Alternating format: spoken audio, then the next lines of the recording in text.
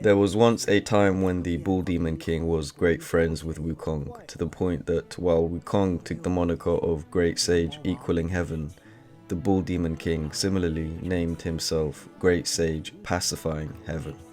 This all stems from events that predate the journey to the west, a time when Wukong was his most rebellious and didn't have his golden headband that controlled him, and a time where war was an option. Wukong was at his most powerful state, so he was an impeccable fighter and at the peak of his strength. On top of this, the Monkey King wasn't alone. There were others with him, his sworn brothers. This was the alliance of Demon Kings. They ruled over each of their territories and supported each other in their ambitions.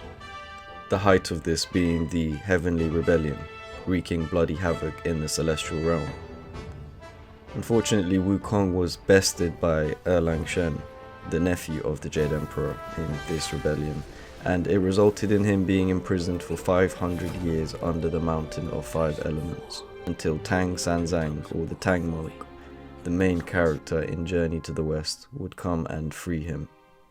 500 years is a long time, and it was his brothers, such as the Bull Demon King, that had to go back home and face the consequences of their actions. In this video, I'll try to break down the main story of the Bull Demon King and why the events in Chapter 5 of the game transpired the way they did. It's important to preface this with the fact that a lot of creative liberties have been taken on this game, to which the developers were within their right to do so. This is also largely my interpretation, so if you have any other ideas, then let me know in the comments below. The Chinese annual calendar acts similar to zodiac signs, and the year of the ox suggests that individuals born in that year would be great leaders, hardworking, patient, and loyal. But they are very stubborn and can turn extremely violent when pushed to their limits. Such is the character of the Bull Demon King. He was married to the Princess Iron Fan, or Rakshasi, derived from Rakshasa, a demon race that is closely related to the Yaksha, another demon race, both being under the threat of extinction. The bull also had a concubine called Princess Jadeface, referred to as the Fox Spirit Princess, that is killed after she tries to seduce Beiju. Another thing to add is that although there is no mention of them having a daughter in the original story, Black Myth Wukong, the game, has decided to make her a thing. This is one example of the game taking creative liberties when telling these stories, and some people familiar with the story may not like the revisionism, but I don't see it as an issue, as it's done pretty respectfully. You might be thinking that the daughter isn't real, it was just Red Boy pretending to be her. But in the game, journals and cutscenes suggest otherwise, with great mention of her existing. Her name was Pingping, and the bull even uses her true respect for him as a way to spot the trick that Red Boy was playing on us. Speaking of Red Boy, it seems his conception was one that was forced onto Princess Iron Fan. When the Bull Demon King was rebelling against the gods, his wife was collateral damage, as the entire Yaksha group were also rebelling and were wiped out by divine forces. This isn't directly mentioned in the original Journey to the West, but in-game, the Yaksha king is forced to use Rakshasi as a vessel for the continuation of their lineage. She was made to drink from the river of childbearing. The birth of Red Boy, unusual because he is still the biological son of the Bull King by all accounts, but there is a weird mystical element to it.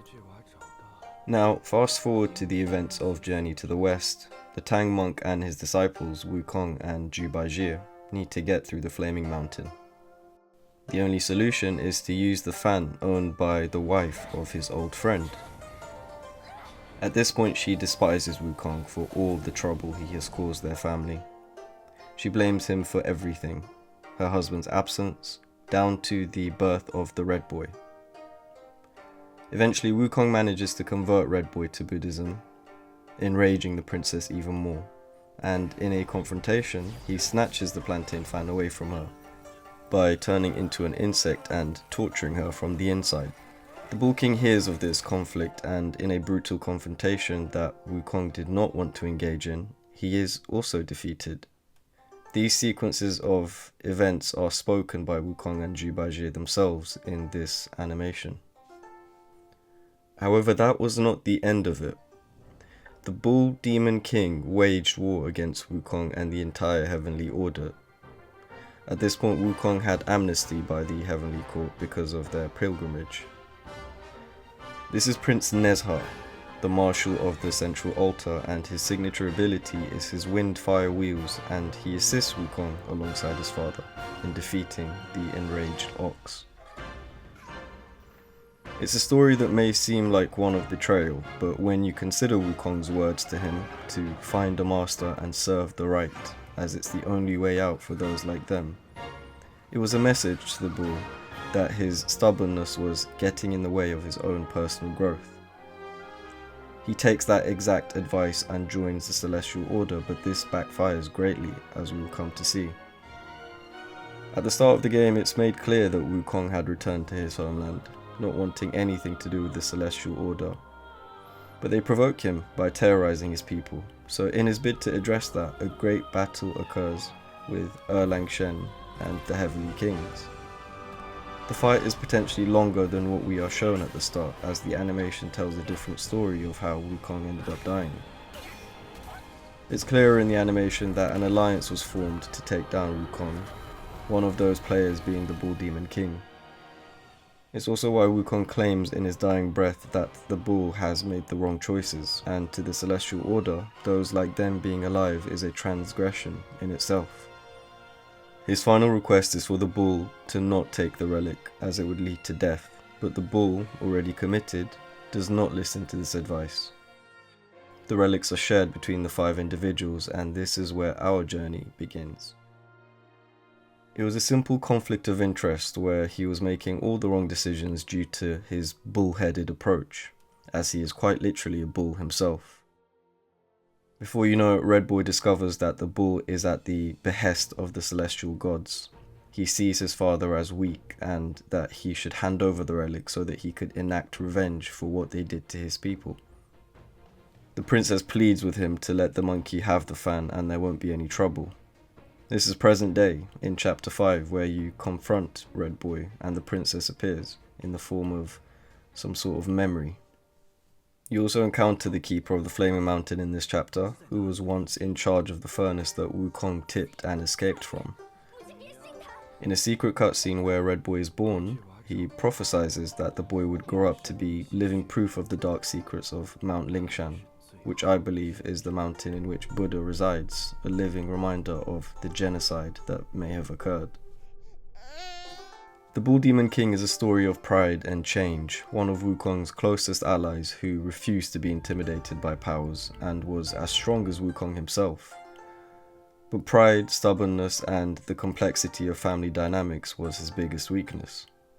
And in the last moments we have with the Bull Demon King, even though he kept the relic safe for the arrival of the Destined One, his fears and pessimism come to light. Wukong was right. Living for him was a transgression at this point, with so much pain and suffering. In the end, his own son, Red Boy, inherits this pride and kills himself, as he could never submit to anyone else. All he wanted to do was avenge his people, but alas, no matter how powerful and intelligent he was, the Bull Demon King's choices led to devastating consequences that his family will now never recover from.